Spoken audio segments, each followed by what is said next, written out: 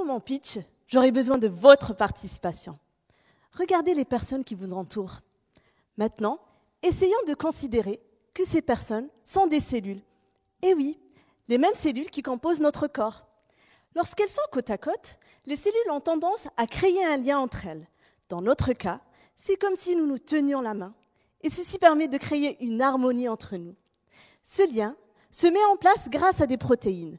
Parmi elles, la claudine 1.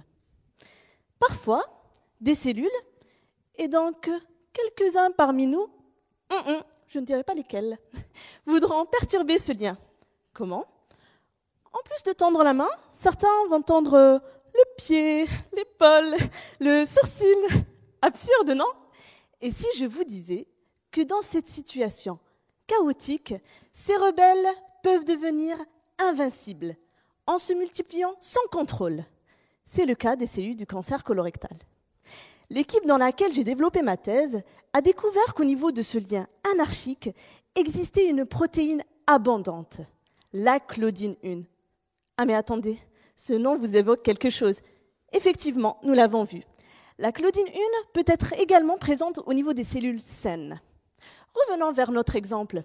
Ceux parmi nous qui n'ont fait que se tenir la main cachent la claudine 1 et seront considérés comme des cellules saines, tandis que les éléments perturbateurs ont fortement démasqué cette protéine. Nous avons donc décidé de cibler la claudine 1 afin de perturber les cellules tumorales.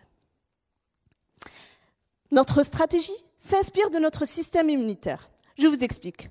Lorsque notre corps est attaqué par des pathogènes, notre système immunitaire reconnaît des protéines spécifiques de ces agresseurs. Puis, en réponse, nous produisons des anticorps qui vont attaquer ces assaillants. L'objectif de ma thèse est de tester un anticorps reconnaissant la claudine 1 afin de déstabiliser les cellules tumorales. Dans un premier temps, j'ai tout d'abord commencé par essayer de ralentir la multiplication des cellules. Et pour aller plus loin, nous avons armé l'anticorps avec une molécule afin de déstabiliser les cellules tumorales et épargner les cellules saines. Nous avons obtenu des résultats prometteurs.